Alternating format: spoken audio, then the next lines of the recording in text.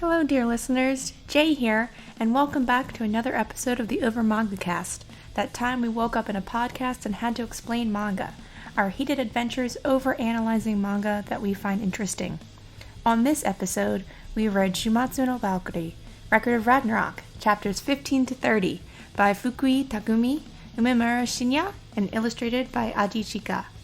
In this episode, we will cover fights Sasaki Kojiro versus Poseidon and Heracles versus Jack the Ripper. Stay tuned!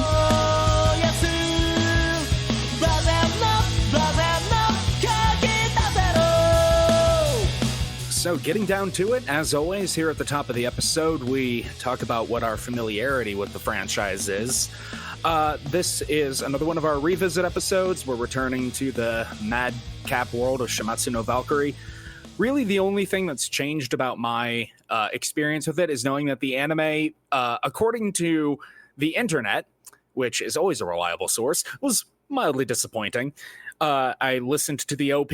It's some pretty good Maximum the Hormone, and that's about it.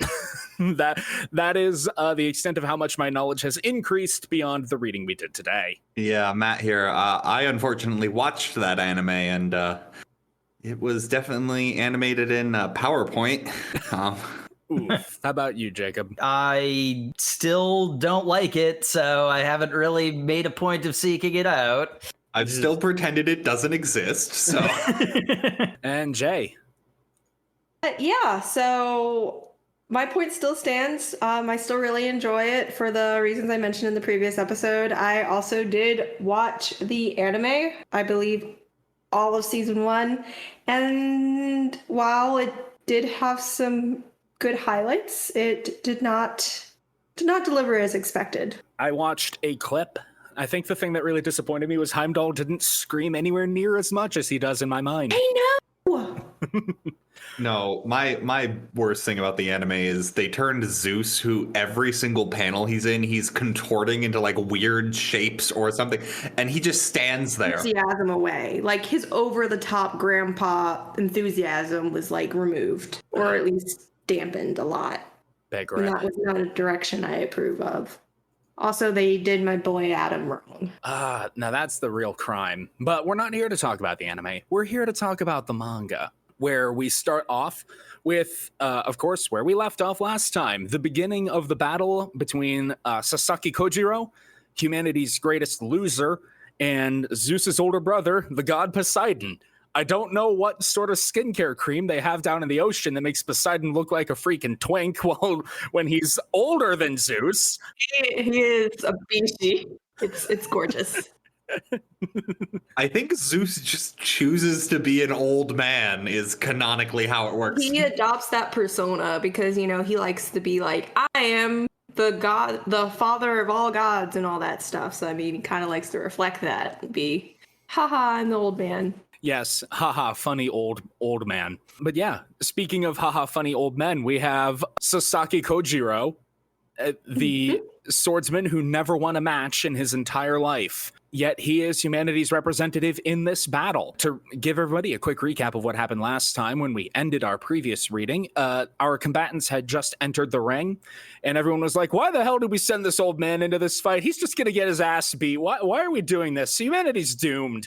And then he drew his sword, and the enlightened stance he took calmed all of the waters that Poseidon had set frothing. And everyone in the entire stand went, oh, maybe he has sauce. Mm-hmm. Because specifically how it's determined in wherever Ragnarok takes place. I don't actually remember, but like Heaven? Valhalla? Wherever it's taking place, that doesn't really matter. But when you're there, you are the peak of your physical form. Mm-hmm. Like you are the peak of whoever you're going to be. And people are like, why is he like a wrinkly old man in here? And he's just like, I never stopped studying the way of the blade. The form I am now is better than the form I was before and will continue improving indefinitely. And that's like his entire shtick. And what a shtick it is. Who here has played Katana Zero? I have not. I have seen you playing it, though. Oh, is that like the one-hit kill PS1 fighting game? Yeah, Yeah, not PS1. No, it's a Devolver Digital game, which means it is pixelated gore and drug use. I'm thinking of a very different game, but okay. Yeah. Yes, you are. I didn't realize that Sasaki Kojiro was a fucking gamma null. This man sees through time to analyze his opponent's moves and plays out battles in his brain in order to find the one instance where he can win. That is his superpower. Specifically, it's that he has like a perfect mental picture of anyone he's fought, and like the line that we get revealed under the song is like, since I've stepped into this arena, I've died 18 times, because he's just been doing every single attack he could do on Poseidon. It's like, this isn't gonna go well. He is standing there sweating and panting because he has already gone through these intense physical attacks. And it was at that point that I knew I would enjoy Kojiro as a combatant. He's very cerebral, just like Sam. Thank you. It's at this point where we get to our Record of Ragnarok regular on time, always happens about now, flashback into one of the combatants' past. We continue to take creative license with mythology. I mean, this one's a pretty big creative license. This is basically Greek god fan fiction. I will say, I don't really have much to say about our reading because basically everything I said last time applies to this as well. I will say at least Poseidon has at least a little bit of a personality. He's less of a cardboard cutout than basically everyone else besides Adam, but not by much. But I do like that at least some effort was given to giving him a like philosophy to overcome. Okay, so yeah, like the philosophical battle of this part is that Poseidon is the god amongst gods. His power is an infinitely deep ocean. Yeah. Yes. Which counterbalances Kojiro is portrayed as the swordsman who has never won a fight. He is infinitely humble to combat Poseidon's like infinite pride, which is how Ragnarok does every single fight. It's these two are diametrically opposed, except Lubu versus Thor, which was we both strong. Yeah. Which is Hey, look, they stumbled at the opening with their theme, but they got right into it. I will say, Jacob, I know that you don't like this manga. I understand why you do not like this manga. Your reasoning is valid. We'll get into the second bout that we read later on. In terms of story, I enjoyed that one more. I did feel the flaws that Jake has pointed out a bit more poignantly in this one. Well, yeah, because this one is everything I hate about this manga crystallized into a fight. Ironically, because I actually didn't find Poseidon that compelling. yeah, I was about to say when Jacob said they gave him some form of personality, I'm like, did I read the wrong manga? Because like Poseidon is literally just arrogance. Well, the thing I liked about Poseidon is when he says that gods don't need supporters. That's at least literally anything, which is more than basically anybody but Adam got last time. Because like the other thing is Poseidon doesn't have much of a personality. He's still mostly a cardboard cutout because everybody in this manga is a cardboard cutout. Poseidon is basically just Thor a second time, in all honesty, because this isn't even really Poseidon's story. This is Kojiro's story. Like, Poseidon isn't a character, he's an antagonist. Yeah, and I think that's a good assessment because honestly, basically, like we didn't even get really a backstory at all for Thor in the first reading section. This is basically like, let's just have a dialogue scene for the antagonist. Which is, again, is the very much the situation where, hey, at least it's above literally nothing. That's something, I guess. You started to say something, Jay? Yeah, so would it be fair that, and I can see your points there. I'm seeing, from my point of view, the larger framework of the story is the gods as one collective entity against humanity. But there is a overt favoritism to the humanity side of things where they give most of the human representatives even the crowd so much distinct personality and distinct characteristics that perhaps the gods are supposed to be some kind of enigma of negativity and pride. As you said, they're just so indistinguishable and you can interchangeable. You can almost swap out whatever.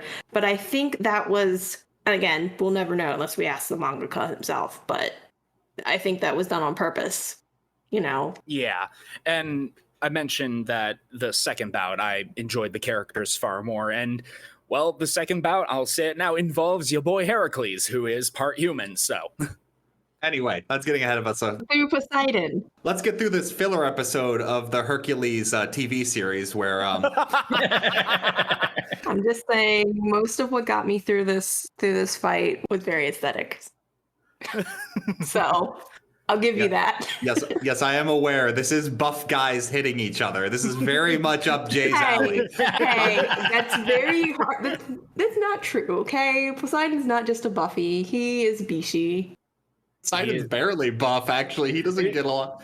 He's wearing a shirt through most of this, which is a rarity. That is why I wouldn't characterize him as a buff guy. He's Bishi. And I was watching Bishi guys literally overanalyze and fight each other. It was great. Okay. Anyway, as we were saying, there used to be 13 gods on Olympus, with the mighty one being Adamas, the god of conquest, who looks like a jester. His design is... I can't even bring it to mind, actually. Looks like a harlequin, really. Like with it's got like the evil clown kind of makeup. Yeah. For the longest time, his aesthetic was, I'm like, wait, did they mean Hades? Because he's got like skulls everywhere, and I'm like... And a scythe, which is the kind of blunt nonsense I expect from the series. I thought he was Hades too. I mean, a scythe isn't Hades' thing, though. No, but that's the kind of blunt nonsense I would expect. Death equals scythe. Give a scythe to Hades, even though that's not actually accurate. Well, I mean, he's not death, though, so it's... Exactly, but we did actually see a profile of Hades in the little bit about how Poseidon is one of the three brothers, and it kind of looked like Hades was wearing the berserk armor. Like he had some guts going on, and if he shows up, I'm looking forward to that. Is Hades on the god list, actually? I don't remember, but if we do see him, I do hope he is just guts, because that'd be amazing. But the point is that Adamas was actually the oldest of the four brothers, and so he should be the one who rules the cosmos, but Zeus was the one who pulled that straw and was the leader of the universe. And so Adamas was ready to start a rebellion against Zeus. And Poseidon was like, you're amassing forces? You're building an army for this rebellion like you aren't just a god who should walk up and take your place? Man, you are a pathetic older brother. Get out of my face. And then he kills him. Well, specifically, he Adamas like flips the table going like, you need to respect your elders. I'm older than you. And Poseidon runs up and then, looking into his brother's eyes for the first time, stabs him straight through the heart and kills him in one shot, which amongst gods is insane, because Poseidon is a god amongst gods who doesn't need your pathetic approval. I mean, I read the Odyssey. That's at least there's a kernel of the OG character in there. The big telling point about what the point of this feat is, though, is not so much that he killed Adamas. It's that when he decreed there has only been 12 gods of Olympus, not a single person not a single god objected to that claim. Poseidon said it, so it is law. Yep. No, sounds right, boss. You got it. Please don't hurt us. So we get that, explaining why Poseidon is such an impossible to overcome opponent. And then Kojiro's like, yeah, no, that's what I always do. And he sits down. This complete brass balls badass just sits down like, whoo boy, this is a toughie, ain't it? I wish I knew more about Sasaki Kojiro, because this entire fight seemed like I was missing a key part of knowing why. Yeah, that's something that has become more... I mean, obviously this isn't the first time that this has been presented. I believe, with Lu Bu, that was also something that was a shot in the dark, and I'm like, I've never heard of this person before, but obviously he was significant. You've never heard of the great Lu Bu? Honestly, no. Lubu's a meme from Dynasty Warriors. And Jay's probably never played a Dynasty Warriors game, so. Fair. No. But to be fair, it's like I've heard the name Lubu, but I don't know anything about him. I will say this much though. I honestly don't know how much the historical context would matter given the track record of this series, but I mean, we also have to be cognizant, and this is what I was saying in our last episode, is you have to be cognizant of cultural bias. I mean, everyone, I'm sure, knows this. I'm not trying to preach to the choir, but it's just kind of like we're not able to see it completely objectively because we have a slant on it. We are more familiar with the Western gods, heroes, and not so much, the Eastern or Asian prominent figures here. So, I mean, perhaps there's a leaning towards they did their homework on, some of the Asian heroes. And so those are the ones that are actually more accurate. And then that's part of the frustration of like, well, obviously there's lacking on, the Nordic and Greek heroes and gods. So we're like kind of like we see that huge hole there where if you're coming from an Eastern consciousness, you're like kind of like whatever, we have the important side here kind of thing. Yeah. So it might not be as glaring is what I'm trying to say. Yeah, like my one experience with Sasaki Kojiro is he is a servant in Fate. And he shows up for about 2 episodes in Fate Stay Night. So he doesn't do a lot there. I did realize from some quick Googling that he is a fairly prominent kind of folk hero-like figure, even though he was like an actual historic person in Japan. So, and again, this is a Japanese product written by a Japanese author. We've seen the list of heroes, and even if we can't remember all of them off the top of our heads, at least 33% of them were Eastern names. So I think when we looked at it, like 4 of the humanities representatives were Japanese people. So the thing about Kojiro is that we get his flashback. He was a very lackadaisical student at a dojo, which greatly infuriated his teacher, and he never won a single sparring match. But he would just go out into the woods and camp amongst nature and learn from the motions of animals, various ways to move and fight, and use his eidetic memory and great ability to think about how his opponents would fight in order to mentally win battles against everybody he ever fought at a dojo. He never actually went and put this into practice, which is why his actual win-loss record is still all L's. He does grow to the point of being able to best everybody that he ever trained against. And specifically, like, his whole mentality of it is less so, like, he doesn't seem to care about actually winning. He wouldn't gain anything from winning. He cares about self-improvement. He doesn't need to beat someone else down. He needs to become stronger. So when he's in a fight with someone he knows he's going to lose against, he doesn't care to just give up right there, because getting hurt would, like, he could get a debilitating injury that could permanently stunt his improvement. If he, like, gets the idea of what a fight with this person would be like and stops, he can train against that image of it and become stronger. Because we see when he comes back to the dojo, someone who had challenged him and he had given up immediately, he goes, please fight. You look strong now. Fight me. And he's just like, I have no interest in that. And basically he eventually gets forced into combat, and like he does like one move that he doesn't even finish. The other guy just knows that if that move had completed, he would have been like cut in half With a wooden practice sword as well. and he's just like, nope, you win, you're definitely stronger. And like the only thing he wanted was to see the master's, like the master of the dojo's secret technique, so that he could train against it in the woods, because he has absolutely no interest in like formalized swordplay.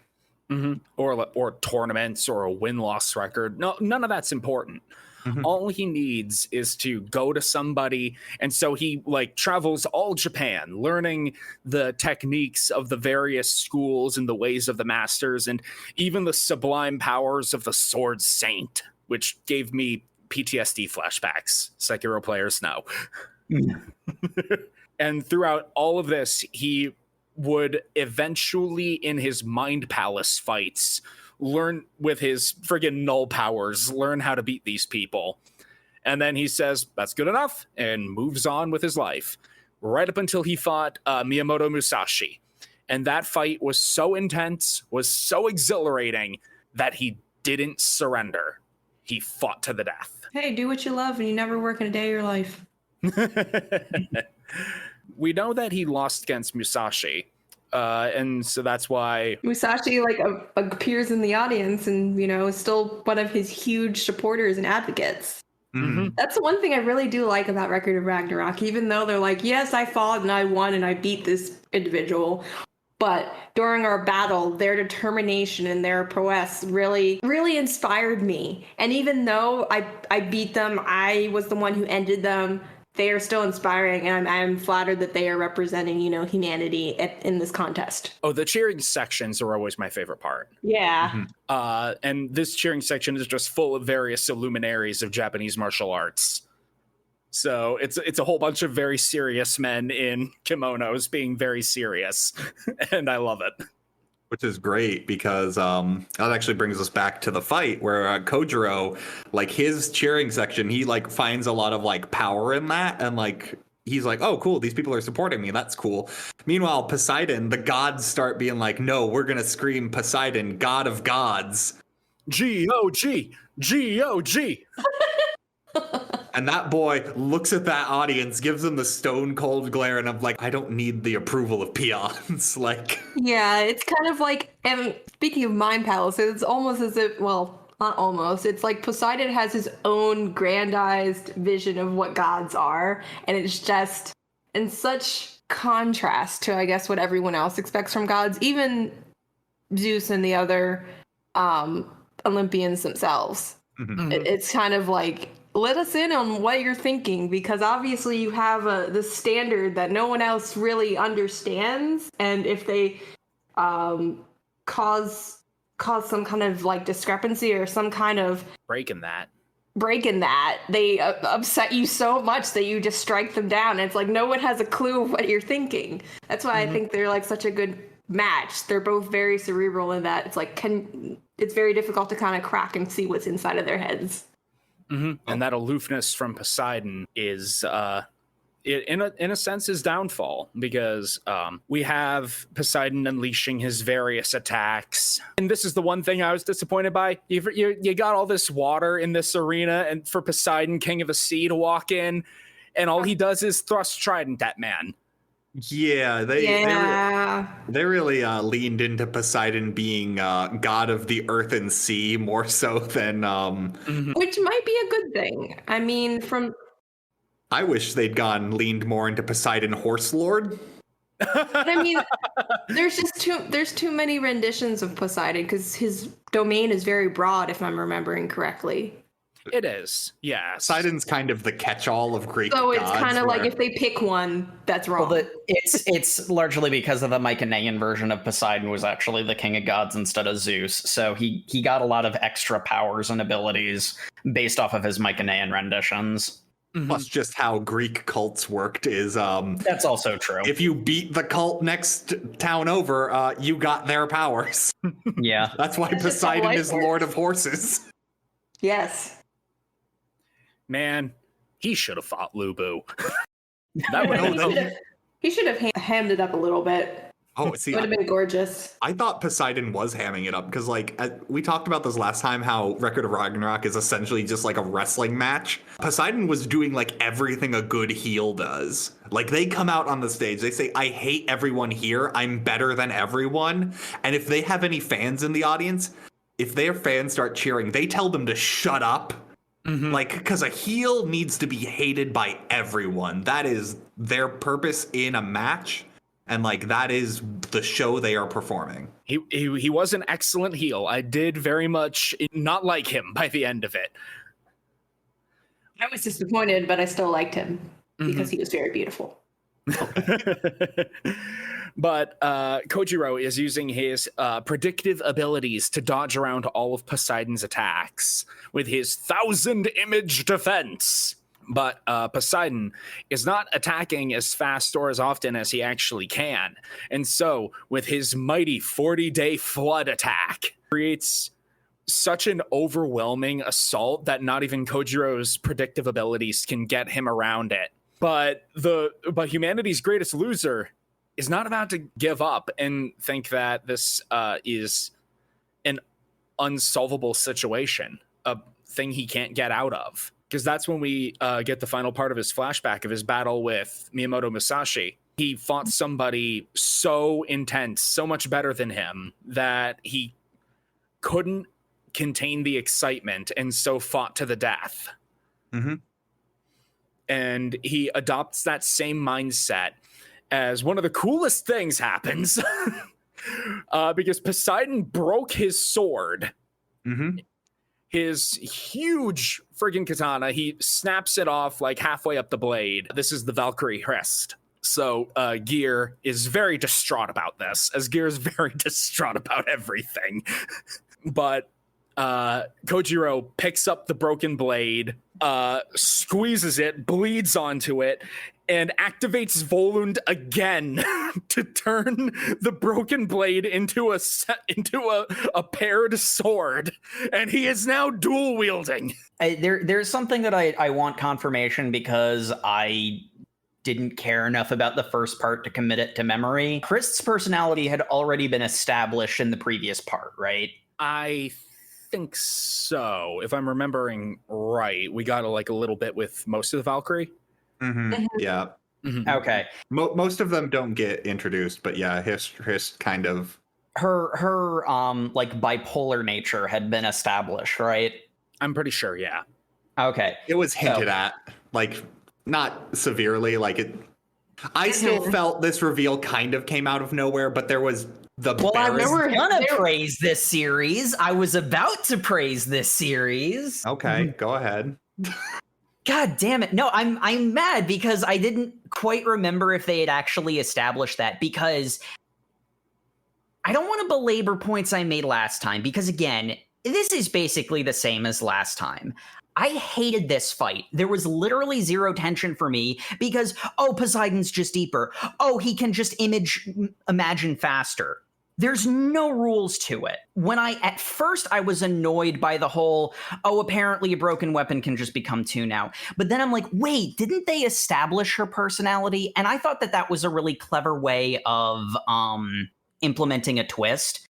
Mm-hmm. Yeah. She does appear before, and her snapping between two personalities is a fine enough way of establishing that as a twist. Mm-hmm. So I'm like, oh wait, no, that actually was clever and well done. And I will say, I don't want to just be a negative Nancy. So I'd like to propose an alternative to the way that this could be done. Again, if I could just caveat, you are relying on the memory of people who have not read this in quite some time. That's true too. It came out of nowhere because I had not read. I think she appears when they're doing because it's during the interstitial with Adam, it's right? The intermission. Yeah, it's the intermission after Adam. Yeah, they're referencing who will be their sister, who will be chosen next, and they reference. They establish the fact that she has this dual personality. Yeah. That's clever. That's how you do a twist like this. So if I may, so that I am not just the negative Nancy, propose an alternative. Why do they have the winner of the last fight just leave?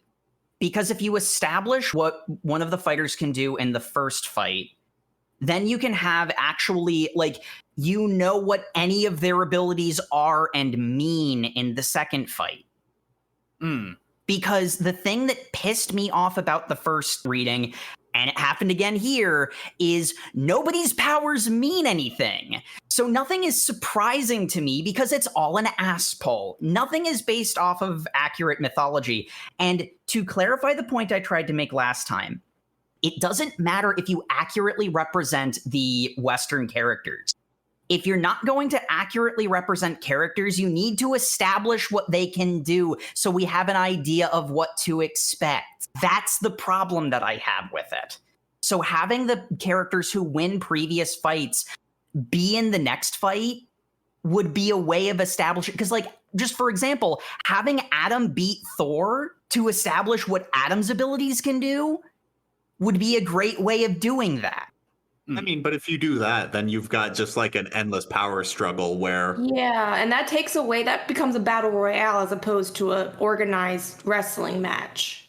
You're changing the format of this conflict. I loathe the format. The format is the problem for me. And that's fine, but you're changing the entire thing, which is not the intention of the mangaka. I also don't understand why you're saying I'm changing the entire format. There's still 1v1 matches. It's just when one person wins, the next person comes in. Respectfully, I disagree. that drastically changes the format if the winner of one fight continues on. Yeah. Because then it's not a team match, it's who's the strongest. This is splitting hairs a bit thin, but I genuinely don't see how that's just about power, because that actually is where strategy comes from, because you can see what people's abilities are and counter the abilities, as opposed to just, I had this secret power all along, which is what we have now. Where were we? We were Poseidon's 40-day flood right after his sword broke. Right, and the Revolune. Because the main takeaway from this is that it's not only that the two sword style was like, it's that, I'm blanking on the guy who killed him, but that was his Musashi. Like the two sword style was his technique, was the big thing that got like the audience going like, oh, he's using my technique, but this isn't a mere imitation. He's using this as if it was his own. Mm-hmm. Even while I was killing him, he was learning my technique, like... Yeah, and he's using all the different like techniques from the various masters that he had gone against in his different flashbacks, which I thought was pretty sick.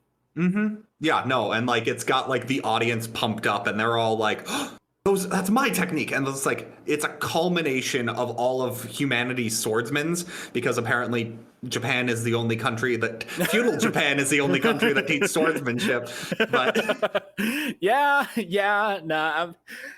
look, I understand the metaphor. I know what you're going for, but at the same time, come on, we got swordsmen all over the planet who are very cool.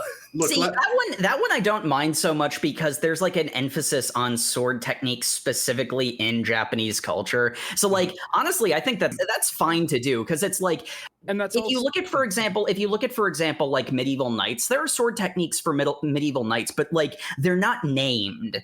Like there's a special emphasis put on Japanese sword techniques over other cultures. So I honestly think that actually worked really well. That is fair. A knight is not trained in the sword as a way of life. They are trained as a sword as a way of staying alive on the battlefield. Like, yeah, there's a special emphasis in Japanese swordsmanship that I think was well illustrated. And if you want to read too deep into it, which literally the name of our podcast. Yes. This is the culmination of all the techniques of one warrior culture in one part of the world. And that was enough to surpass a god, because spoiler alert, Kojiro wins. But is so like, imagine what some world wanderer who learned from literally every culture would be capable of. Mm-hmm. Well, there's also an alternative that's equally valid, which basically comes to the same place, that it's very heavily implied that Kojiro trained in death. So it's totally reasonable to imagine the idea that he, like in death, fought against other dead people from around the world who also had various sword techniques. So maybe he did fight against, a medieval knight with an arming sword and a kite shield. Or like a French fencer or something, yeah. Yeah. And either of those get you to basically the same place. Mm-hmm. And the main thing about this is we've been getting hints of every time Kojiro has been trying to use his mental thing to fully analyze Poseidon to like understand like his technique. And he's kept holding back from him, so he's not been getting a clear picture. He needs to keep going deeper and deeper into the ocean. And it's at this final stage where he finally hits the bottom. We get like this really cool panel of like just flooding through him as he realizes like he pushes past the boundaries of the limits of humanity and scans all of creation as if he were a god. And like, since his entire thing has been training from like taking inspiration from nature, like he is scanning all of creation. Mm-hmm. And in that final like moment, he achieves Zen, And that's the point he wins the battle. And in fact, he even tries to like say the battle's over, and Poseidon goes, nope, I'm attacking you because I'm full of pride, and the fact you are looking me in the eye angers me. And he like launches in for an attack, and like 1,000 years swallow tail sword. I feel bad because this is actually like his technique, like mythologically. It's the now I'm blanking on it. It's like the swallowtail because it's like how a bird swoops up, and he cuts off Poseidon's arm and shatters his trident, which is kind of amazing because this is the first time we see a god like actually severely injured. Zeus kind of, but he mostly got beat to a pulp. That's a little different. This guy gets his arm cut off. He gets maimed.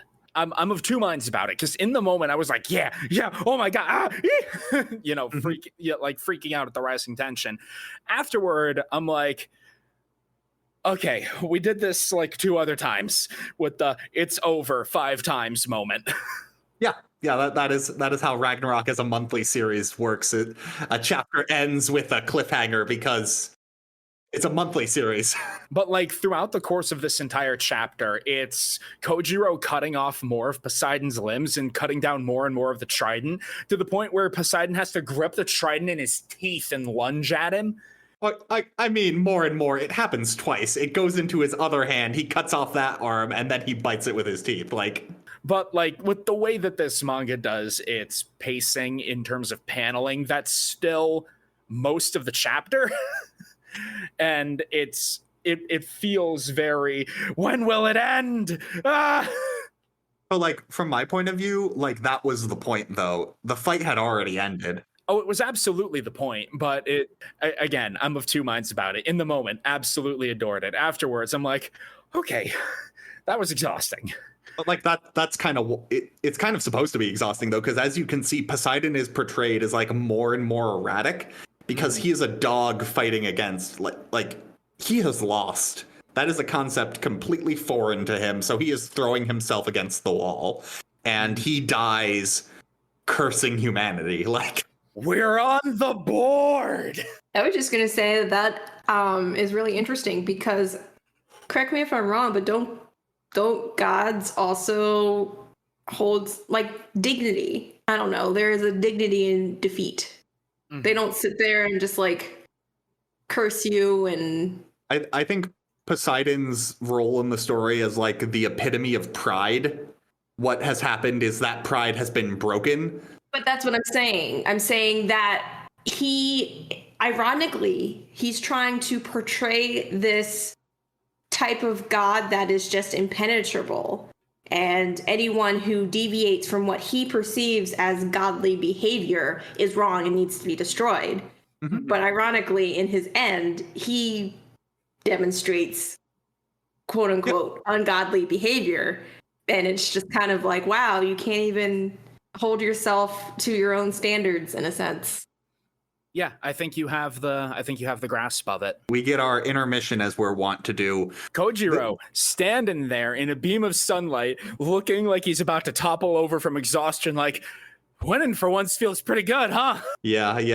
I'm gonna be honest. This was a scene I knew was inevitable when he was introduced as humanity's greatest loser. I'm like, well, relief. He needs to get out with one win. They're not gonna. But we get the intermission, which I really enjoy because it has Loki in it, who up until most of this fight even has been like, haha, this is hilarious. I love this. Oh, Ragnarok, what a silly thing. The second Poseidon dies, he's like, this is not a fucking joke. We were laughing that humanity could do anything, but nope. Now it's gotten real and I hate it. And we get a few panels of gods just like being like, what, we lost? That's literally not possible. Oh no. And I think Shiva comes back, right, Jay? Yeah, okay. It's obvious Shiva's pretty much a main squeeze right now. Shiva really wants to fight, but then keeps getting Greek gods jumping in and Not even Greek gods. It's always Zeus, because Zeus just hates Shiva. The rage causes Zeus to heal out of his bandages from the hospital Adam put him in, and comes out and go like, "Hey, Shiva, I know you want to get a point back for all gods, but you don't understand. Greece has a debt to pay." Oh, God, excuses. Oh my gosh. We've got Zeus, Ares, who's gatekeeping. They're not even gatekeeping. They're being like a little gang. Yes. He's got a debt to pay. And we cut to Broomhilda and I always forget the little one's name. Greer, I think. Greer. They are in the hallway, and she's like, sister, who are you picking to fight next? And it's like, who do you think the gods will pick to fight next? And then Big Brother Herc comes up. Yay. Because he's Heracles. He's big, he's buff, he's bless my soul, Herc is on a roll. He is a brother to the Valkyries. They are all demigods who are part human, I think was what? They're closest to humanity, Mm-hmm. which we're not entirely sure what that means. The ones who are supposed to, well, literally be the advocates and be the helping hand of humanity, whereas gods don't interact with humanity that much. Which Except to be apocalyptic assholes. Yeah, except to be assholes. Which is Heracles has a great scene right here where he's just like, yeah, don't worry, I'm gonna fight on the side of gods because, I'm a being of justice and I will not renounce my vow. But when I win this match, I will personally ask Zeus as my favor to spare all of humanity. At which point I'm like, well, he's dead. Or Zeus could just say no. Like, I could see Zeus doing that too. That's also true. Or not. I mean, Zeus is one of those, you can't really read him because he's so random. Like, even other gods are like, he's so random. We can't read Zeus. He just kind of is his own. What is he doing? It took me a second, actually, because I kind of missed this. I'm like, wait, hold on. So if Heracles loves humanity, why didn't he vote to spare them in the extinction thing? But then I'm like, oh, wait, no, he's a demigod. They don't get to vote. They would have told him to shut up. Because otherwise the Valkyries would have voted. Yeah. The only reason that the Valkyries had any say was because Brunhild called Ragnarok. They didn't even have any say. Like, she enacted the law. Which, by the way, was a joke. Ha ha ha. Real funny. Until Poseidon died. Oh, no. And now all the gods are like, well, we can't let them get away with this now, can we, boys? Poor Shiva gets pushed back again. Yeah. He really wants to go out there and beat ass, do right by his position of the triumvirate and destroy the universe. But no, he keeps getting superseded. Poor guy. He'll get his day eventually. He sure keeps appearing on covers. He's so beautifully illustrated. He does have a decent character design as far as they go. Yeah. But anyway, we revealed the arena for the next match, which was personally a nice sigh of relief for me because I'm like, cool, it's not just going to be a Greek Colosseum background, which is real easy to mass produce. Mm-hmm. As it is revealed that the arena is going to be 18th century London. Oh, what could that be? To which the entire audience, gods and humans alike, are like, wait, who agreed to this? Because this clearly... This is clearly a home field advantage play. Heracles revealing exactly what his personality is going to be this match. Just like, of course, I would never not accept any challenger's request blindly. I will win because I am just. And I'm like, okay, that was the point. I was like, okay, Herc is going to die. Yeah. Your boy Herc is not making it out of this one. He was 0 to hero in no time flat, though. Get ready for all those jokes. Yep, but it's great because it's at this point we're fully revealed that the fighter for humanity this round is going to be Jack the Ripper. That low life murderer. Jack the Dripper. This man's fit immaculate. His shoes fresh. All right, Sam, stop simping. Yeah. Which little bonus for the audience, you should know that if ever in a Japanese manga you see 18th century London, they're only ever referring to Jack the Ripper, no one else. Look, I'm just happy that we aren't in the Fate Apocrypha universe and Jack the Ripper is a man instead of a lolly. What do you have against lollies, Sam? I don't like Jack and Fate Apocrypha, okay? I just don't. You have conflicted emotions, is that it? No, Okay. my emotions are very clearly dislike. Now back to Record of Ragnarok. I do have conflicted emotions, as most of the crowd does, because obviously the humans want to root for the human. Yeah, but he's a deplorable murderer. It's Jack the fucking Ripper. Yeah, like it's no one is happy with it. Greer is very unhappy with this. Brunhilde's otherwise like this entire time just like no. You've unveiled my trap card. Brunhilde's actually specifically this entire fight. Every time she's up, she's just like, look, I set up this fight because this is going to be an easy win for us. Yeah, she's basically just picking people who will win. Like, she's like, I love my brother like you do, but humanity comes first. We've got our job to do. Yep. Yeah, and obviously taking someone who is like inherently loathsome to cheat and trick their way through the like obsessively justice-focused character. Yeah, that's... Yep. Cheat to win. It's not even cheating. Like it's a fight to the death, no holds bar. It's just he's just exceedingly tricksy. Yep. Which is pretty great because the first thing we see is he's got his divine weapon is a giant pair of scissors, which Hercules immediately destroys, and then we see Jack. Insert your Kill la Kill reference here. Which then we see Jack discard the broken scissors immediately and then pull some Bugs Bunny shenanigans as he runs around the corner to drink tea because a good gentleman always respects a good tea time. For that is the essence of a gentleman. And I don't think we're gonna really focus on this much, but the side characters for this hate Jack because they are Sir Arthur Conan Doyle and William Shakespeare. I love Sir Doyle, all right?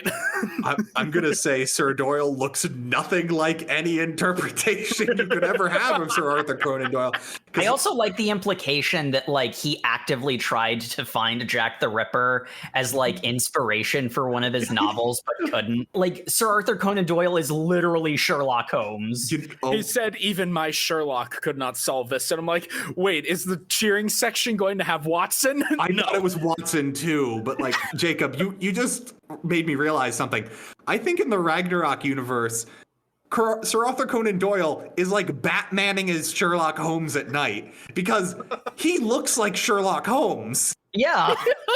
He's got the pipe and everything.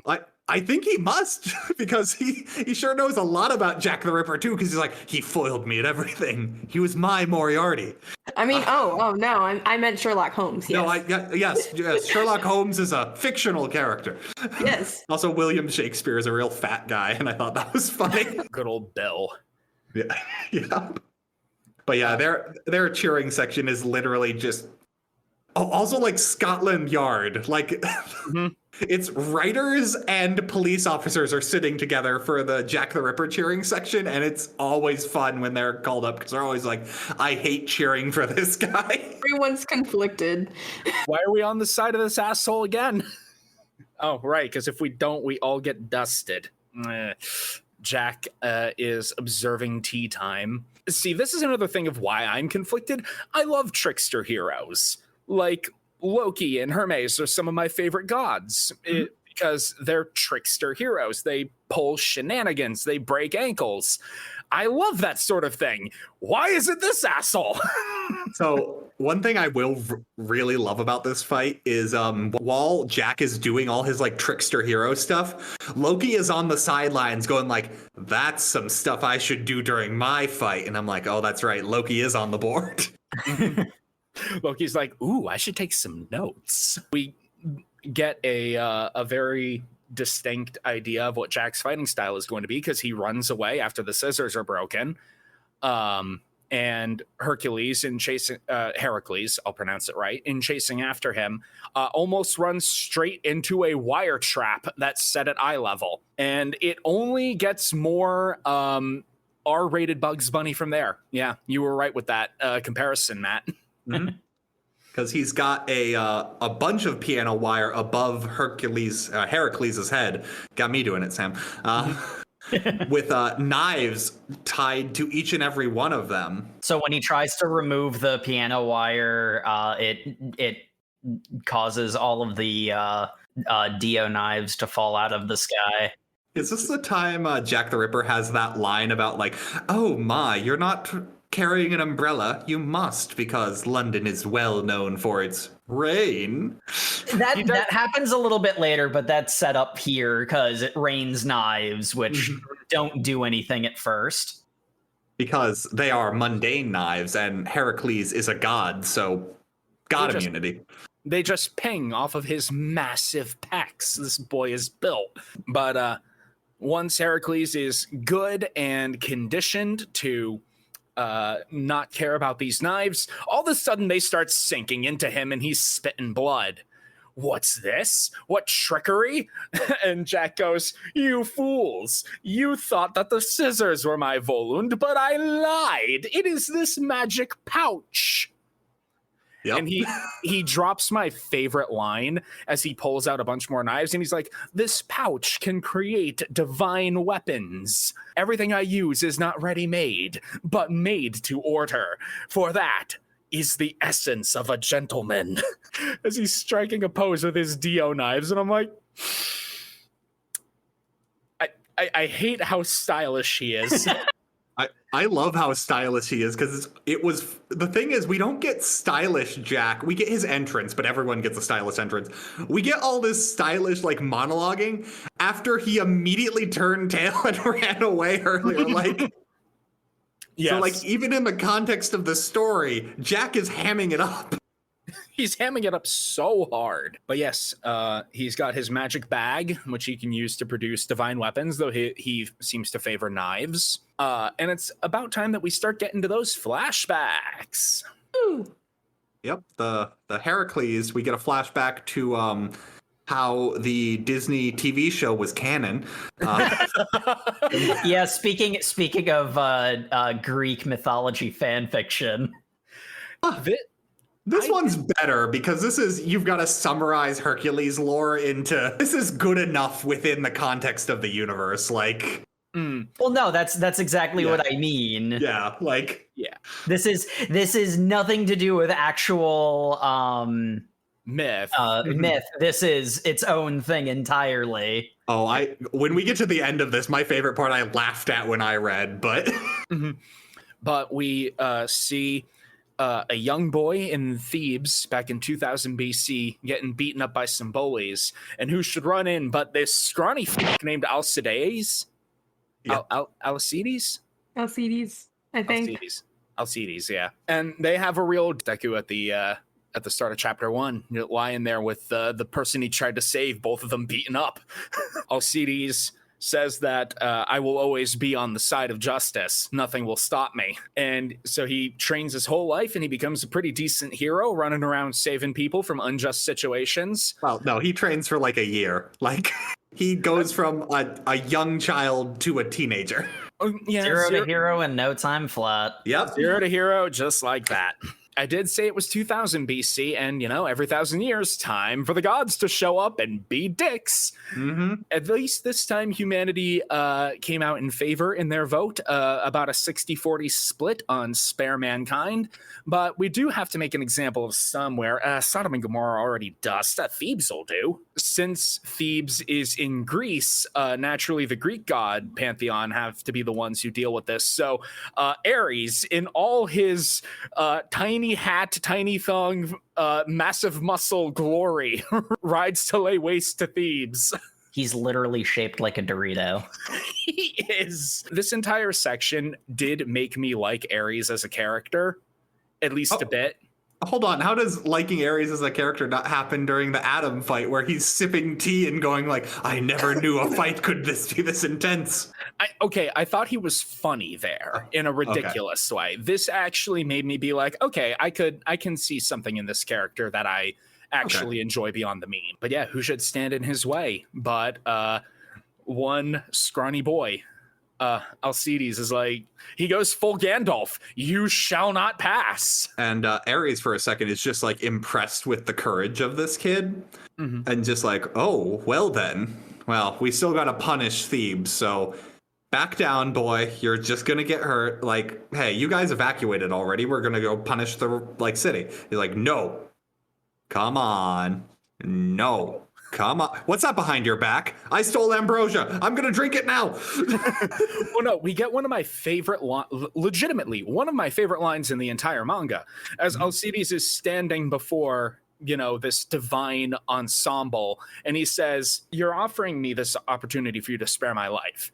To spare a life is just a whim of the gods, no different to your whim of assigning sin, huh? He has a little speech about how there are good and bad people in that city. There are people who are begging for your forgiveness and people who are just cowering in fear, and you're just going to slaughter them all arbitrarily. And that is the moment that did make me love Alcides / Heracles, because talking shit to God is the truest form of man. So yeah, that's Heracles as a character. Like, yeah, as Matt said, he drinks the ambrosia, and the ambrosia will burn to cinders anyone who is not pure.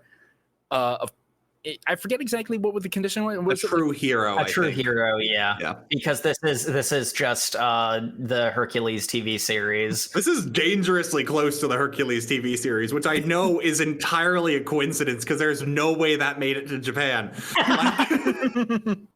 Turns out the mangaka is actually just like a huge fan and wanted to write a Hercules the TV series fan fiction, and it turned into this. I would believe more the Hercules TV show, like the Xenos. Like that one, yeah. I'd believe that more. Alcides seems to crumble under the power of the ambrosia, burned to a cinder, and Ares is like, well, yeah, standard stupid human thing, gonna go wreck this city now. And then, out of the smoke, the club that Alcides was wielding gets in Ares' face, and he says, I told you, you shall not pass. And ya boy is built.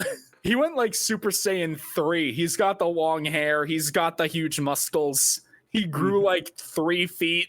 He's now taller than Ares. Yeah.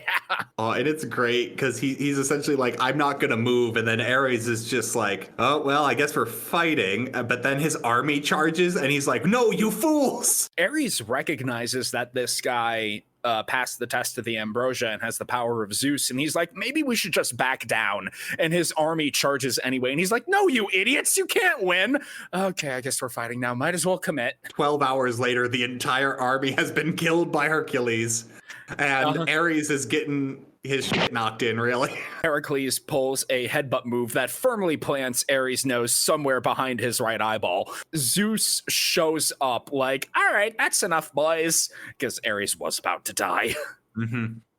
Well, Ares says that he was now in danger. Like before he thought he could win the fight. Now he's like, this is actually a lot more even than I thought it was. Because very much so, they're building Heracles as the underdog in this fight. That is true, actually. Yeah, because they're saying that Heracles and Ares are roughly equal. Ares has kind of been shit on the entire time, which is actually kind of accurate to how he was mythologically. But yeah, kind of. It's hard to be the black sheep of Olympus, but Ares pulled it off. Anyway, at this point, Zeus basically accepts Heracles as like a god, with the condition Heracles has that you spare Thebes and you actually completely stop interfering in the affairs of man altogether. Mm-hmm. And Zeus is like, okay, do these 12 labors and then you will be christened as a god. Alrighty then. And also, do you want to be named after my wife? Sure. I love that line because it's like, why is he called Hercules if we're cutting that part out? Shut up. We really love my wife. We're naming her after. I mean, mythologically, Heracles was named that, which translates to the glory of Hera, in an attempt to not make Hera angry about Zeus fathering another bastard with a different woman. It didn't work, but they tried. I just loved how that line is just thrown at the end of the flashback. Yeah. This is why he's called Heracles. Okay. Yep. Works for me. Zeus is not a good husband, just at all. He's not, considering we don't even see his wife.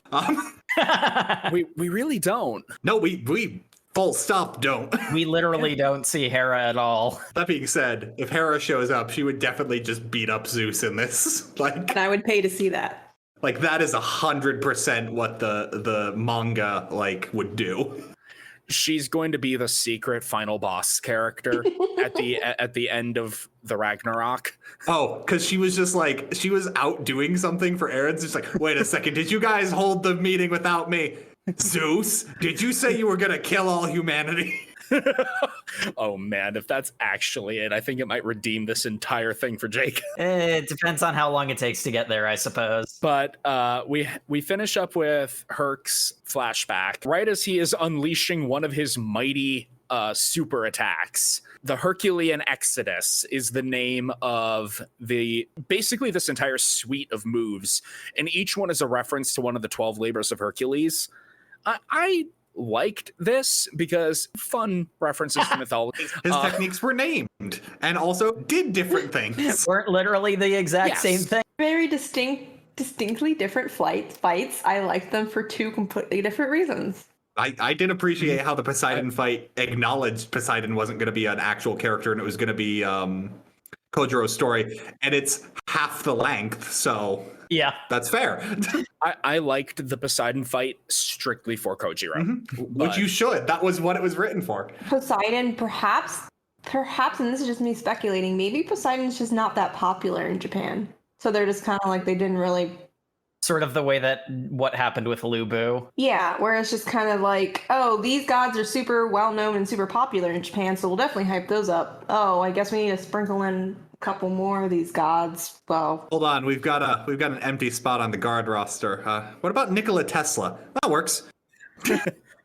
Yeah, because I know we have the Buddha and Susanoo no Mikoto coming up in the god roster. So wait, hold on. Isn't the Buddha... Hold on, he's a god? I thought he was on humanity's side. I don't remember.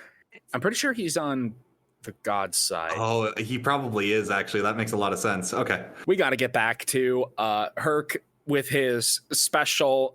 Because, again, going back to the wrestling, Herc is a face. He's a baby face. Like, he's, like, clean-cut, like... he is a little buff for a baby face, actually. He might just be a face. Mm-hmm. But he's so face. He's so pure good boy that he needs a secret. He doesn't just get one secret technique that pushes his body beyond the limits and will kill him if he uses it too much. It's all 12 of his labors. Because specifically, he has a tattoo on his one arm that upon ascending to godhood, which Herc decides to describe as descending into divinity, which I really loved because that made Zeus mad. That was so good. So he had to pass 12 labors, and upon passing each contest, he gained a secret technique that would burn up some of his divinity, which is represented by how much of his skin is covered by this tattoo. Which so each time he uses one of these 12 labors, his tattoo grows larger and larger, with the audience informing us if it ever reaches all over him, he will die like Poseidon did. Mm-hmm. Niflheim. And the spreading of the tattoo is agonizing. They do say even 1 centimeter of growth would keep a normal god in pain. And I'm like, I'm going to assume you mean a non-combatant god. Yeah. Because that's a lot of centimeters of growth, just like his chest alone. Like, He is a big boy. Oh, yeah.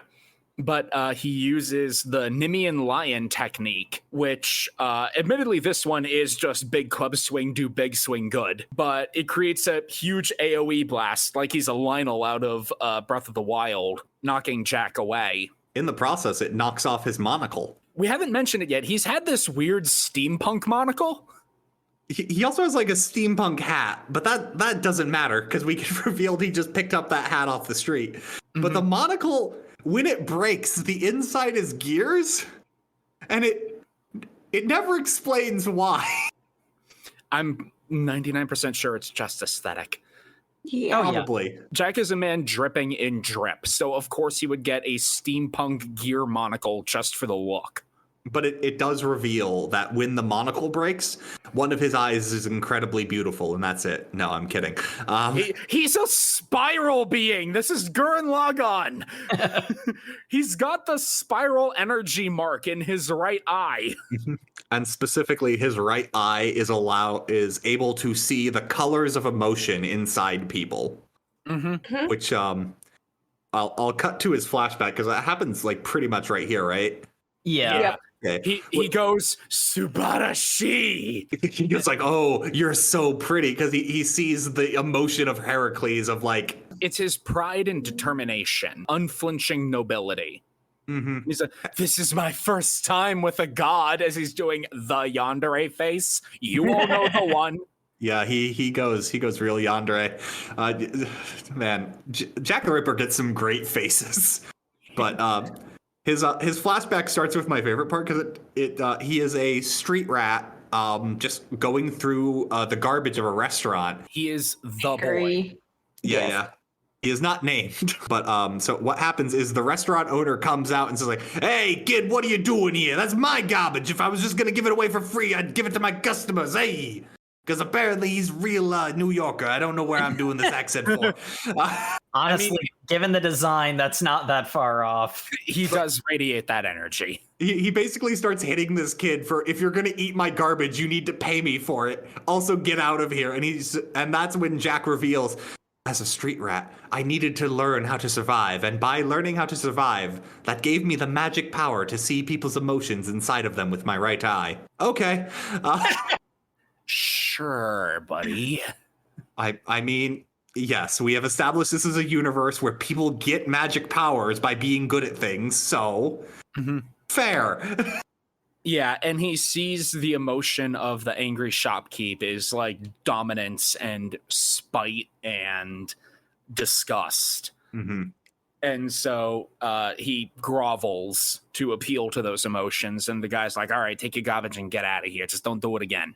Mm-hmm. Well, actually, no. He says get out of here, and it's revealed Jack had actually already stolen several loaves of bread in his clothes. So the restaurateur he was thought a real he was. Houdini. Yeah, Jack's real good at pickpocketing at this point in his life. It's Sad. well, he needed to because as it's revealed, Jack is he is the boy currently. Yeah, He is the boy. the boy is a son of a whore, literally. Mm-hmm. Yep, he lives in a brothel with his mother, who is a prostitute. At brothel. You're right. My other favorite part is every time we see an English street sign, it always just states the nature of the establishment: brothel, restaurant, pub. But no, my favorite part is that clearly the sign in universe was written in English, and so the text box that appears is supposed to be in Japanese. Oh yeah, but this is a translation, so it's brothel, text box, brothel. That is pretty funny. But it has been revealed because while his mother is servicing a client, he hangs out with this drunk woman who is also a child of a prostitute, but she is now working. Yeah, I'm pretty sure I was actually confused, like, before we were introduced to Jack's mother, because I was like, is that your older sister? Because it was implied that, you know... The text is kind of weird. Like, she says, I was also born here, while stating how the boy was born. And it implied they're siblings, but I don't think they are, based on just everything that happens. I don't think they are. It was just kind of... I probably just misread it then, because it is then revealed also that the boy's mother had 5 abortions before him, so probably doesn't have any siblings. I thought she was the madam at first. She's a little young to be a madam, because like her whole thing is she's complaining that Jack's mother is too old, and why is she not getting clients? Stealing all the clients. Mm-hmm. He's like, they must like have that kind of fetish or something. I don't know. These guys are weird. London's full of MILF hunters in the 18th century. I don't know. I mean, you're not wrong, but... I won't take shame. Not yet. They saw the queen and were like, ooh, oh. Jeez, let's get back on track, people. So what is revealed is from that story that his mother had 6 pregnancies, of which she only kept Jack. He interprets that as that my mother must have loved me the most. Mm-hmm. And with his magic emotion eye, he sees the pure, brilliant color of love emanating from his mother. Because as most people are like a weird like spiral of emotions, his mother is nothing but that pure emotion coursing through her. She's the one color of love. Mm-hmm. Mm-hmm. But then, tragedy strikes. His mother read the newspaper. Oh no. Yes. One of her long-term clients got married. I felt a pang of sadness just for her, just because, you know, probably don't know, but it's implied that a lot of these clients, if they get attached to a particular prostitute, you know, they'll sell them dreams of, oh, I'll save you, or, oh, I'll take you out from here. And, you know, they give them a light at the end of the tunnel. Mm-hmm. And obviously he was one of those folks who did that, and now she's feeling discarded. Because he was a struggling playwright, and he would always tell her, baby, once my plays start making money. Apparently all the Londoners are New Yorkers. Yeah, I was about to say, is this taking place in the Bronx, Sam? We're kind of doing a radio play the wrong way. Once his plays start making money, he'll come back for her and, you know, lift her out of poverty. And then he just goes off and marries some noble. In her distraught rage, she reveals that she never actually cared for the boy. He was a ticket, her meal ticket, essentially. Attach herself to that particular playwright. Mm-hmm. Yep. So it's revealed she never really cared about him, only what he could give her. And that's when Jack comes to the realization that the color that was all over his mother was not true love. It was greed. And so he snaps. Well, he doesn't snap. Like, she snaps at him in disgust. She attacks him first. Yeah, he is attacked and defends himself, but then that quickly switches from this is defending myself to I'm a serial killer now. We have the moment of, shit has gotten entirely real when the black and white manga has colored typeface. Yeah. Because Jack says, I will free you from your grief. And his text starts bleeding into red. Mm-hmm. It's honestly a very, very creepy panel. Mm-hmm. Especially because the very next panel is him choking his mother. Mm-hmm. Because he wants to fill her with the color of fear, because at least then she will be beautiful. Like, he emphasizes that one particular color, if it's not diluted by another color, is when the emotions are the most beautiful. The easiest thing for him to do is fear. But that's obviously not what he's thinking about in this moment. This is just what's happening. He sees her start to feel fear, and it eclipses all other emotions. And he's like, oh, that's the good shit. Oh, beautiful. So vibrant. So gentlemanly. Mm-hmm. And so he kills her and then goes on to kill his estranged father and then becomes Jack the Ripper, serial killer. Because his father's name was Jack. Mm-hmm. And Jack Smith. Yep. So, Generic name. My favorite part, finds that his like steampunk top hat was just laying on the ground in London, and he picks that up off the ground and puts it on. Yep. Yeah. Would you pick it up if you just found it and sitting in the middle of the street? There's also a pretty good point in that Jack is still covered in his mother's blood when he goes over to Jack Smith's playwriting thing. And Jack Smith is the most composed individual ever because he sees the child covered in blood. It's like, oh my, oh, you must be one of my fans. Did you want me to autograph something? He is in the middle of freaking out, but trying to calm down the situation. Because just like on his posture and the way that his speech bubble is fonted, it's like, he's like, oh, you must be a fan. You want some money? An autograph, maybe? Oh, that makes sense, actually. Yeah. And Jack the Ripper goes, no, I just came here for revenge, father. Cut throat with knife. Which is unfortunate because I don't know if he's truly at fault here. I think Jack's gone full serial killer at this point. I think fault matters so little. Jack Smith is not someone who deserved death. He certainly holds responsibility for the situation, but our Jack doesn't care. But you could ask, did he even know that Jack existed in the first place? Did he know that this woman was holding on to this hope in any fashion? I mean, that doesn't matter because it's all about Jack getting revenge. It's about Jack feeling better. Like, I mean, I get that, but I have more questions about the background. It's fairly implied that Smith didn't know because Jack the Ripper calls him father, and he's got a look on his face of, oh fuck, like he's got that dawning realization look of, oh no, uh-oh, that prostitute I haven't seen in 10 years, uh-oh. Yeah, if I had to wager a bet, like how the story's portrayed, what I'm going to assume the background is Jack's mother kept the child, told the playwright, hey, I'm pregnant, and he's just like, well, I'm going to make an honest woman of you, but I'm a poor playwright now, so once I'm famous, I'll come back for you and the child. Obviously, I want to care for my child, but once I'm famous, I'll have enough money to provide for us. And then proceeded to forget this person existed. Or just swiftly extricated himself from the situation like, bullet dodged, let's go, Smith, let's get out of here. Let's go, Smith. Everyone will know the name Smith.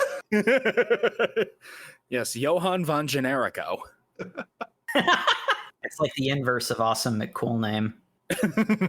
That is Jack's backstory. Fear is now his favorite color, and that's why he became a serial killer. Primarily women from that day forward. So I think in the universe of Ragnarok, Jack the Ripper is not strictly a serial killer of women.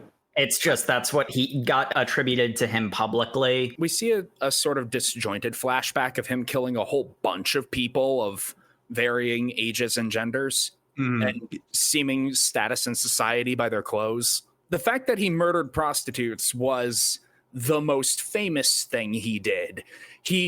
In this universe, he's probably responsible for way more murders that they never attributed to him. Yeah, I'm also, in all fairness, mythologicizing Jack the Ripper is not an unusual thing to do. The other thing is that they keep talking about how Jack the Ripper in particular is the most evil human being that there has ever been. Well, they do that specifically because he shows no remorse and there's no real logic behind it. That applies to a lot of historical figures, though. But like, this is very much the case where they're specifically mythologizing the character they chose to use in this particular story. I'm like, you couldn't put in like John Wayne Gacy or something, and he doesn't have the same panache, does he? I don't even know who that is. I want to see someone dress like a party clown and fight the gods. Hold on, Sam. Who that is. So. John Wayne, he killed a bunch of children while dressed as a party clown. I've never heard of this. He look him up. He's got like literally the most documentaries of any American serial killer. Like, he's very famous. Was he the guy who inspired Psycho, or was that somebody else? I think that was someone. That was I think that was Bates. Oh, that was Bates. Yeah. Because that guy had a mother complex. Bates is the character in the movie. Oh, right. That was inspired by someone who had like the mother complex. Mother complex? Yeah, I think you're right about that. John Wayne Gacy's whole thing was he lured homosexuals. And like the famous story about him is one of the guys he drugged like ran to the police.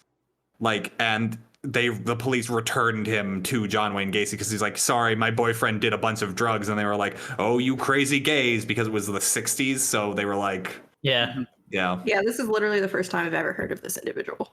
Oh, look him up. He's got literally... I am looking him up, and I've never heard of him ever. There's at least 3 documentaries on Netflix, I can guarantee. So tune in next Thursday for OverMangaCast, our new spinoff. You're joking, but that might do well. And this is very unusual because I follow true crime, and I've never seen his documentary show up at all. It's funny because I've heard of John Wayne Gacy. Like, I know the name. Look, what I'm saying is we're getting off base here. I'm just saying, if we remake Record of Ragnarok, can we have John Wayne Gacy as one of the humanities contenders? Yes. Anyway, we get to the real story behind Jack's Falloon because, gasp, shock, amazement, the serial killer lied twice. But the way we find this out is perhaps the greatest mix-up I've ever seen. Evo be damned. This is the greatest mix of all time. Because Jack has this little grappling hook gun like he's in a friggin' 90s spy cartoon.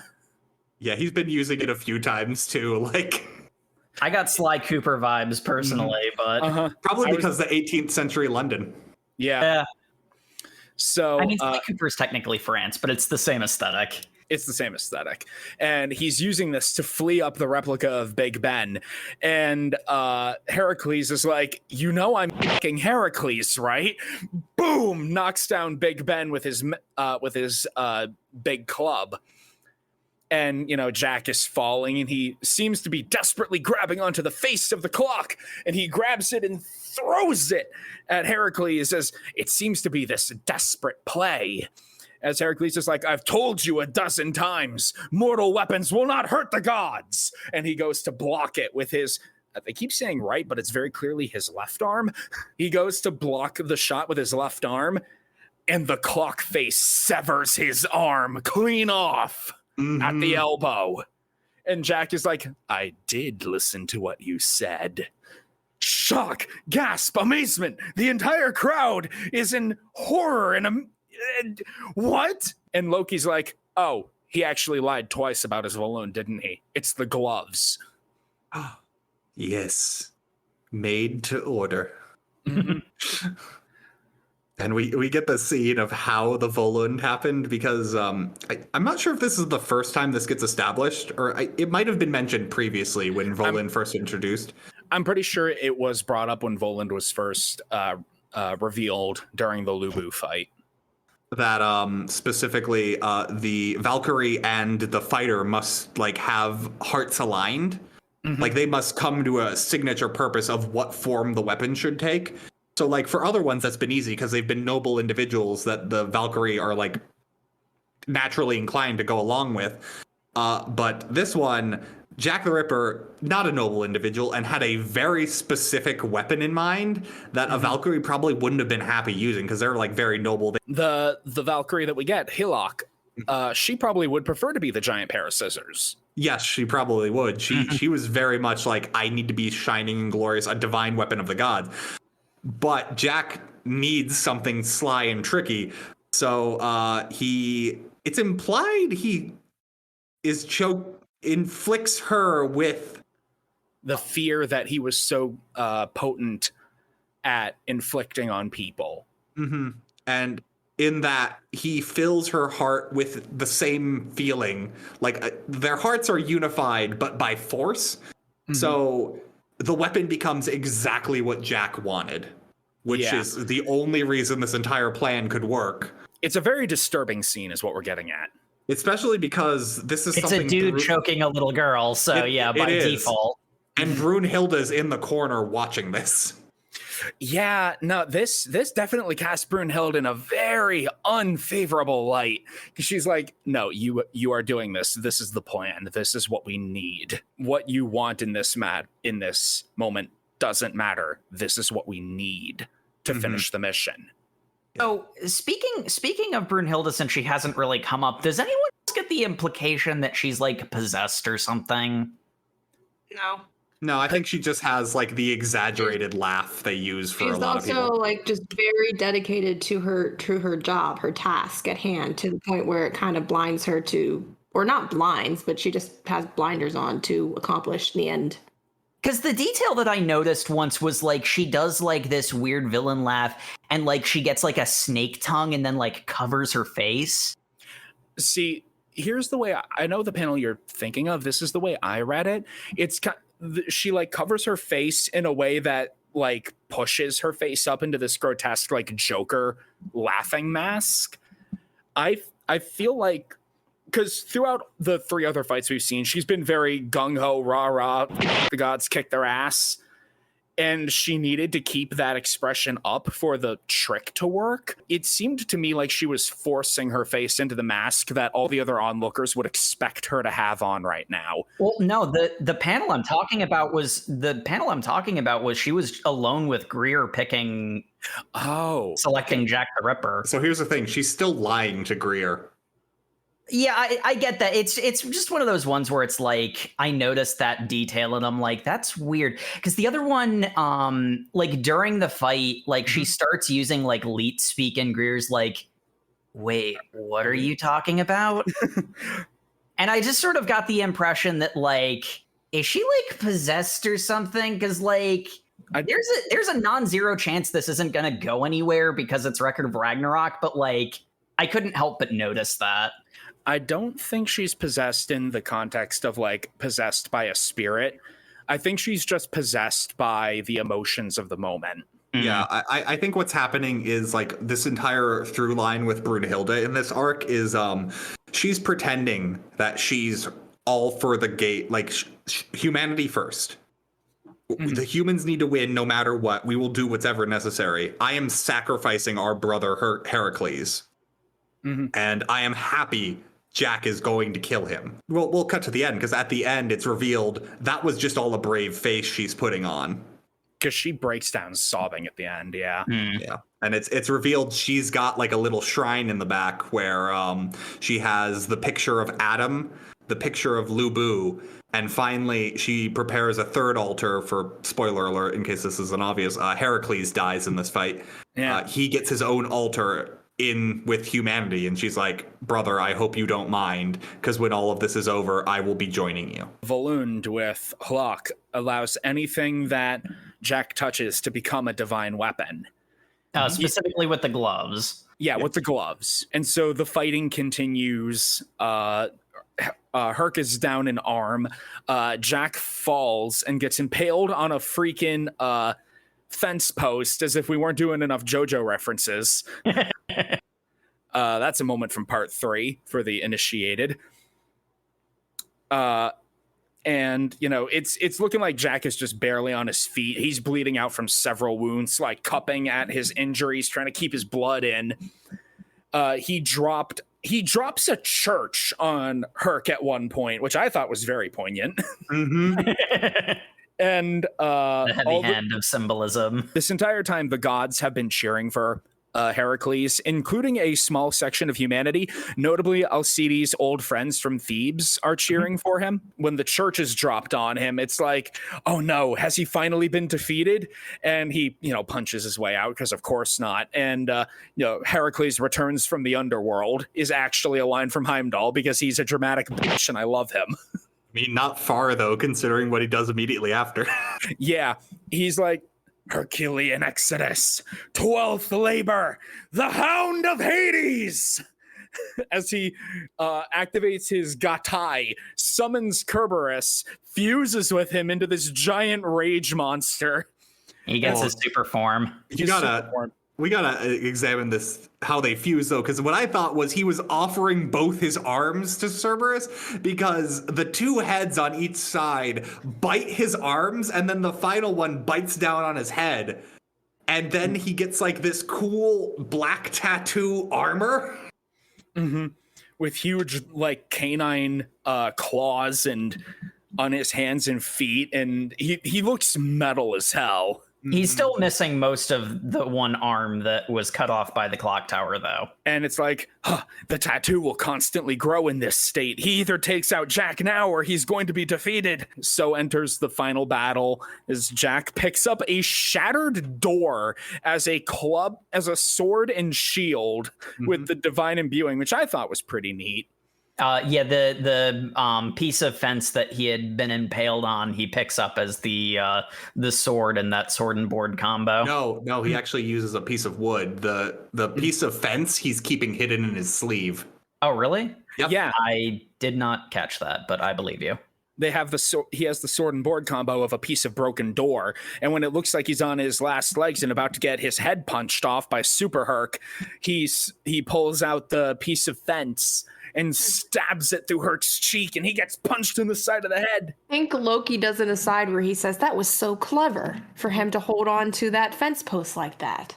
One very important thing is that right before this whole final melee happened, this whole time, after it's revealed about the power of Jack's eye, he's like, I will make you my favorite color, Heracles, noble hero. And Herc is like, all right, try it.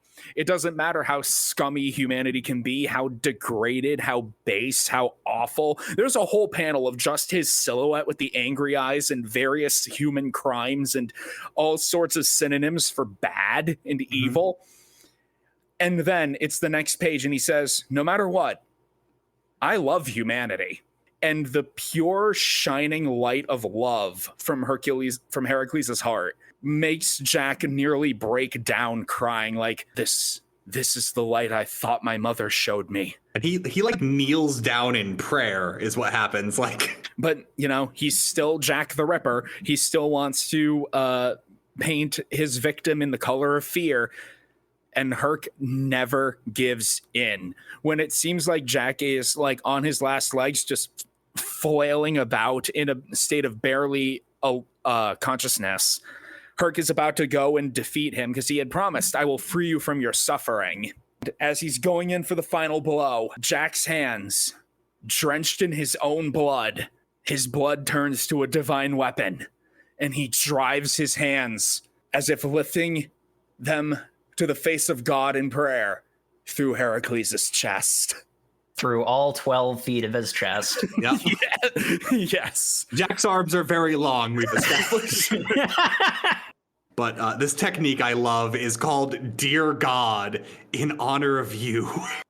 Mm-hmm. He dedicates this technique to the person he's killing. And Heracles gives him a big old one-armed hug and says, you didn't change my color, did you? No. It's my loss. Mm-hmm.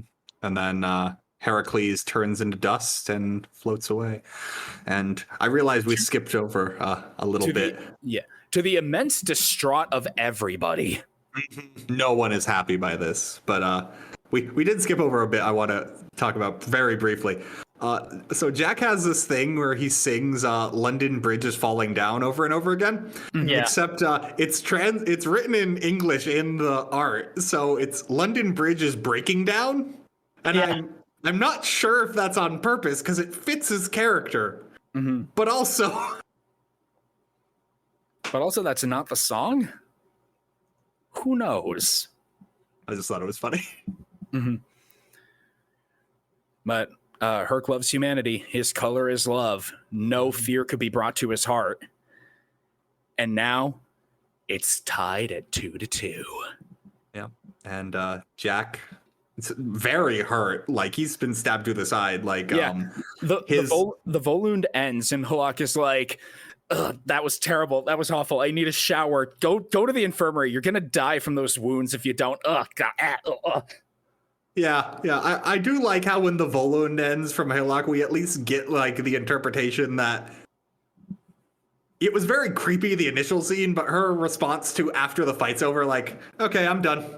I'm out. Still covered in Jack's blood. Mm-hmm. But it's more like, this is just something I really didn't want to do, which I appreciated at least. Yeah, because the way that the scene initially was played is that she's being bratty for not accepting what her part in the plan is, and then we get several panels of Jack like waxing poetic as he's choking a small child. Yeah. Which kind of changes the context, but it goes back to being what it was initially once she's which is. She was probably told what the full plan was and then just didn't go along with it. Yeah, and then she agreed with it and then decided, oh, that sounds dumb. I actually don't want to do it anymore anyway. It gives me more peace of mind about Jack, which helps the ending a little. Yeah. It's like, okay. But basically, Jack is hobbling his way into like the back to humanity's quarters. But he does not even make it to the gate before he starts getting pelted with stones. Because by the angry crowd, give us our hero back. Yeah, because humanity would prefer to have had Hercules win than Jack. But we do have one of my favorite moments. Mm-hmm. Alcides' old friend from Thebes. He's about to lift a stone and join in the pelting when he remembers the moment where Heracles made the gods swear that they wouldn't interfere with humanity's affairs and they wouldn't harm humans anymore. And it's just that panel. You will not swear to me, you will not harm humanity anymore. And cursing, he can't bring himself to do it. He drops the stone without flinging it at Jack and just kneels there. It's shockingly poignant for this extremely blunt manga. Yep. And it's also got another bit of William Shakespeare, I think, right? Yeah, it is Shakespeare. Because Sir Doyle is like, man, I feel so icky about this. That guy was really fucked, wasn't he? And Shakespeare essentially just says, like, yeah, he was pretty bad, but I mean, he was human nonetheless. Because humanity is... Yep, go ahead. Multifaceted. Yep. And every time that, like, on those, on those blog posts when everyone's just like, this person's not even human. I don't even feel comfortable sharing my humanity with them. And it's like, someone has to come into the chat and, reference that. No, you just don't want to acknowledge that humanity can go to the depths of depravity. Mm-hmm. Which, in all fairness, is something Brunhilde says at one point, is that one of humans' greatest strengths is that they can be malicious. Yeah, the gods will never be able to mimic humanity's malice. And after this, we do get the scene of Brunhilde finally breaking down her facade now that she's got her W. She locks herself in a room with 3 altars, one to Adam, one to Lubu, and then a blank one where she places down... is it an urn or is it just a cup of water? It's a goblet that's, I think, is supposed to be implied to be filled with wine. Okay. So yeah, she puts down a goblet for Heracles, and she says, brother, I know. I hope... She doesn't even say I hope. She says, I know you would understand. Mm-hmm. And then implies very strongly that when Ragnarok is over, no matter what happens, she is also going to Niflheim. Mm-hmm. She's also going to die. I hope you'll wait for me there. Mm-hmm. And then we get a brief teaser of our next representative of humanity. We're going back to Japanese swords people. Yep. Just telling you, there's an obvious bias here. There's at least 3 fighters. But it's this young-ish looking person saying, man, this is a real honor to be involved in this. That was an intense last fight. I wonder when my turn is. It's like, well, the camera's focusing on you, so I think it's next time. He doesn't see the camera, Sam. I know. In camera. Anyway, let's wrap this up. Yep. Discussion questions. If it's changed from last time, favorite character. As I said, the entire... We didn't talk about it much because we had to, get through it, but the entire Jack versus Herc fight really made me like Ares, because Ares is deeply emotionally involved in this, because he loves Hercules as much as everyone else does, because he's a shining golden boy babyface, and he specifically says, I count this man as one of my closest friends. Mm-hmm. And even though he is distraught by the end of it, he is emboldened by the nobility of Heracles and says, I will take the lesson that he taught us with his final moments, and I will face Ragnarok with the same stoicism. Mm-hmm. And I really enjoyed that. And I don't think it needs to be said that I enjoyed the Jack versus Herc fight way more than the other one. Mm-hmm. It had everything I love. It had big epic moments. It had unreasonable levels of nobility and heroism. It had trickster hero shit. It was my cup of tea. Mm-hmm. Nope. Mm-hmm. All the puns intended. Jacob, we'll get to you, because I know we all know your opinions on this manga, but favorite character, Heracles is exactly my kind of character, and he actually has a consistent through line where one of the most important elements of the way that he views humanity is that simply the fact that people like Jack the Ripper exist does not invalidate the value of humanity. Mm-hmm. And I like and appreciate that in a character. And the second fight with him and Jack the Ripper wasn't just, here's my next level of power I didn't tell you about. It actually had some level of flow to it. And honestly, fairly enjoyable. If more of this series was the second fight, I would definitely have a much higher opinion of it as a sort of turn your brain off fun sort of thing, because it definitely hit that button for me. Which, let me tell you, folks, that's impressive. Jake said that. So yeah, definitely I much preferred the second fight. I feel like it handled the twists better in that, like, I don't know, because like they still came out of nowhere, but it felt more built to, as opposed to just Poseidon saying, "Oh, by the way, I've always been stronger." And like fundamentally, my problem with that fight was like, even at the end, I did like you can't know if that's the end of the fight or not until they move on to the next fight, because Poseidon could have just said, "Well, I'm always deeper," as opposed to again, there was a flow to Jack versus Heracles, and again, Heracles is very much my kind of character, generally speaking. So nice. Jay, favorite character from this reading and favorite fight? To be quite honest, I didn't really have a favorite character from this fight. I did have a favorite fight, though.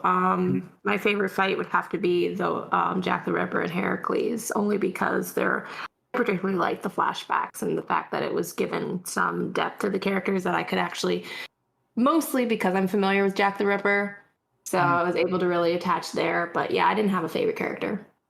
And yeah. All right, and Matt. Okay. Yeah. So I'll mimic everyone else. Jack the Ripper Heracles is just clearly a better fight.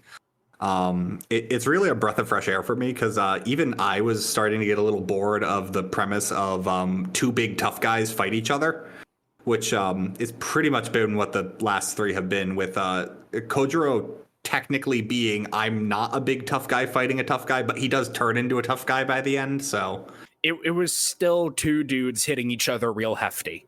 So at the very least, I appreciated like the more like intellectual part of Jack the Ripper and like the hamminess.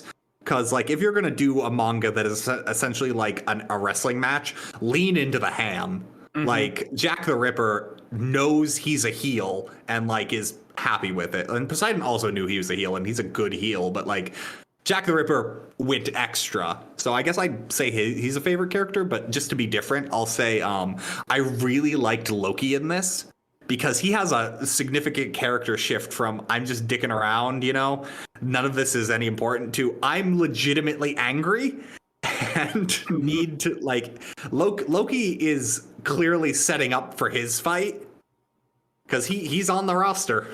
Yep. But yeah, I'll say that. All right. And would you continue reading? I would.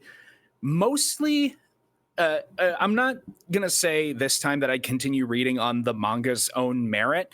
Again, I'm with Matt that as much as I liked Kojiro as a character, and I did enjoy him very much for like his mechanics in the fight, I was getting kind of bored with the formula as well by the end of that one. But I have a friend who listens to this podcast and has read much further in Record of Ragnarok because of our recommendation. And he has gotten much further and has very hyped up the Buddha fight. So I want to at least get to Buddha. That is about it for why I would continue reading. Jake, I think I can predict your answer. Nope. Okay. My opinion has not changed about this at all. Jay. Absolutely, I already have. Fantastic. And Matt. Yeah, I'd say I'd continue reading. I think I'm more in line with Sam here. Is like, I don't think Record of Ragnarok is ever something I could read like month to month. I think I'm pretty much going to permanently be in the solution. I wait for a fight to finish, and then I read the fight in its entirety, because otherwise, yeah. All right. Thank you, everyone, for joining us here on the OverMangaCast. Again, remember to follow us on all of the social medias where we are at OverMangaCast, particularly on Twitter, because that's where we do the majority of our shit posting. And also, we do polls. You can perhaps influence the future direction of the show, because we're continuing Revisit month. With all the breaks we've had, I don't know. But we're continuing our revisits, and Matt was being indecisive. Yeah, as I am wont to do. So I put up a poll. Gonna date the episode. You're gonna know when this is. So fun job. Where I didn't know what to do for my pick, so I put up a bunch of things we've already read and got those voted on. The winner was Demon Slayer. So we're gonna be reading chapters 20 through 44 of that. Which includes the Natagumo Mountain arc. So if you are caught up with the anime, and you should be because it's brilliant, you know we're going to hit that moment. Ominous. But yeah, if you want to drop us a review on your podcast app of choice, or just a YouTube comment, we have all the episodes up there as well. We love to hear from you. Yes, and thank you everyone for tuning in. We'll see you next Thursday. Good night. Good night, everyone. Everybody.